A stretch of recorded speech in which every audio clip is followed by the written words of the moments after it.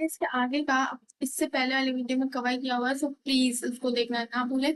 और factors determining obesity इस video का टॉपिक रहेगा और बहुत ही शॉर्ट एंड क्विक मैं इसको एक्सप्लेन करूंगी both mediums English and Hindi में।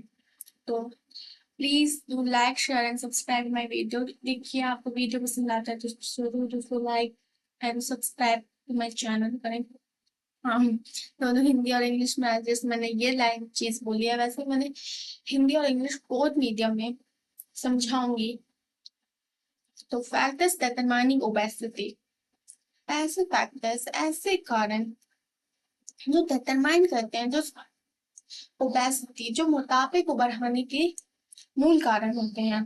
तो ये 4 या 5 मूल कारण हैं। हेरिडिटी, हेरिडिटी माने अनुवांशिकता।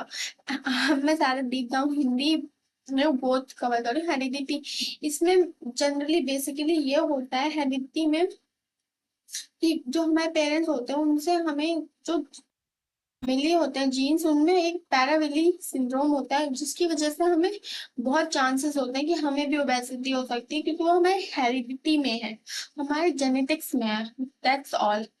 हॉर्मोन्स, हॉर्मोन्स से भी हो सकता है। हॉर्मोन्स, कुछ हमारे ऐसे हॉर्मोन्स होते हैं जो इम्बैलेंस हो जाते हैं इंक्लूडिंग इंसुलिन होते हैं। वो इंसुलिन और एंड्रोजेंस होते हैं मोस्टली जो इफेक्ट करते हैं एपेटाइट्स को और मेटाबॉलिज्म को। और जो फैट बर्न करते हैं वो मतलब वो अच्छे से काम नहीं करते तो वेट गेन हो जाता है। तो हॉर्मोन्स भी बहुत इफेक्टिव रोल प्ले करते हैं। और लैप्टिन का एक हार्मोन है जो बहुत जरूरी होता है बॉडी में। Leptin is a hormone that is essential in developing obesity. अब लैप्टिन ही जो है वो ओबेसिटी डेवलप करने लग गया। तो जो फैट सेल्स है वो क्रिएट करने लग गया लैप्टिन, इसीलिए फैट बॉडी में फैट का परसेंटेज इंक्रीज हो गया। तो बॉडी में लैप्टिन की वजह से भी अब ये होने लग जाता है। अब डाइट की बात करें तो पहला क्या था, पहला था कि हेरिडिटी है जीन्स में है और दूसरा हार्मोनल इम्बैलेंस है। और हार्मोनल हार्मोन तो आप समझते हो ना, हार्मोन्स तो होते हैं बॉडी में। डाइट डाइट मतलब डाइट अब भाई हमें नहीं हार्मोन से हार्मोन की वजह से हुआ है, नहीं हमें हेरिडिटी की वजह से हुआ है। हमारी तो डाइट ही इम्बैलेंस रहती है। अब जिसकी डाइट इम्बैलेंस रहेगी वो ज्यादा शुगर कंज्यूम करेगा, वो ज्यादा शुगर कंज्यूम करेगा तो उसको ओबेसिटी नहीं होगी तो किसको होगी। That's why obesity unhealthy diet की वजह से होती है। और लैक ऑफ फिजिकल एक्टिविटी, अब भाई हमारा जैसे बहुत लोगों की सिटिंग काम होता है और आजकल तो मोस्ट प्रोबेबली सिटिंग जॉब्स ही होती है। तो इसलिए ओबेसिटी भी बढ़ रही है। तुम खा रहे हो, एक ही जगह बैठे रह रहे हो, कोई फिजिकल एक्शन नहीं हो रहा, कोई फिजिकल एक्टिविटी नहीं हो रही, तो वेट गेन होता है और कैलोरीज जो होती है वो विदाउट एक्सरसाइज वो बढ़ती जाती है जिसकी वजह से ओबेसिटी सामने आती है। तो अब ओबेसिटी के कारण पढ़ लिया, अब उसके इफेक्ट पढ़ेंगे। उसके क्या क्या इफेक्ट होते हैं, क्या क्या असर होता है हम पे ओबेसिटी के। अब क्या क्या इफेक्ट हो रहे हैं हम पे, क्या क्या असर हो रहा है ओबेसिटी की वजह से। इंक्रीज हो जाता है ओबेसिटी की वजह से, दिल की बीमारी होती है, मतलब कहते नहीं है, हो जाती है दिल हृदय रोग हो जाता है ओबेसिटी की वजह से।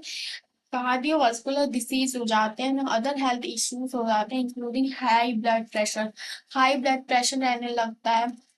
टू टाइप्स, तो सेकंड टाइप डायबिटीज हो जाती है। स्लीप एपीनिया हो जाता है, नींद नहीं आती है। एक्सेसिव वेट की वजह से हम अपने आप को क्लॉग आर्टरीज कर लेते हैं लीडिंग टू हार्ट अटैक के चांसेस बढ़ जाते हैं, स्ट्रोक आने के चांसेस बढ़ जाते हैं। अफेक्ट ब्रेन आर्टरीज, जो ब्रेन की नर्व्स हैं आर्टरीज उनमें इफेक्ट आ जाता है। ओबेसिटी रिलेटेड फैट अकुमुलेशन हो जाता है। नैरो एयर पे हो सकता है। मेकिंग ब्रीथिंग डिफिकल्ट, सांस लेने में भी दिक्कत हो सकती है। Increase the risk of respiratory illness, जिस सांस लेने में ब्रीथिंग डिफिकल्टी मतलब रेस्पिरेटरी इलनेस, लंग्स प्रॉब्लम सकते हैं। हाइपरटेंशन हो सकता है। ब्लड क्लॉट भी हो सकता है। ब्लड क्लॉट मतलब खून का जमना, ब्लड क्लॉटिंग होने लगती है जब खून जमने लगता है। इंफेक्शन होने लगता है और नोडिंग होने लगती है। अस्थमा होने सकता है। ओबेसिटी हो सकती है। सिंड्रोम हो सकते हैं and chronic obstructive pulmonary disease हो सकता है, मतलब सीओपीडी हो सकता है, chronic obstructive pulmonary disease. Sleep and apnea हो सकता है. A common issue can cause erratic breathing and increase the risk of developing other diseases. Obesity also impact the digestive tract through various mechanisms. अब जो obesity है वो पाचन शक्ति को भी घटा सकता है. Endocrine and hormone related disorder हो सकते हैं. ओबेसिटी जो है वो हाइड्रोथर्मिन थायराइड्स भी प्रोड्यूस कर सकती है. ओबेसिटी से इतनी बीमारियां हो सकती है, तो देख सकते हैं हमें अपने आप को फिट रखना चाहिए. ना ही इंसान बहुत ज्यादा टू मच थिन होना चाहिए, नहीं टू मच फैटी होना चाहिए, क्योंकि बहुत ज्यादा पतले होने में भी एक लॉस होता है बिकॉज ऑफ हम वीक होते हैं उस वक्त. और बहुत ज्यादा ओबेसिटी फैटी होने से भी बहुत ज्यादा नुकसान हो सकते हैं. इतनी सारी बीमारियां जिससे आपने देखे, तो यही सब हो सकता है. एंड जो मेरा फेवरेट टॉपिक है वो अब मैं पढ़ाऊंगी, क्योंकि मैंने ईटिंग बिहेवियर्स पढ़ा दिया है, पर ईटिंग डिसऑर्डर उसमें नहीं आता.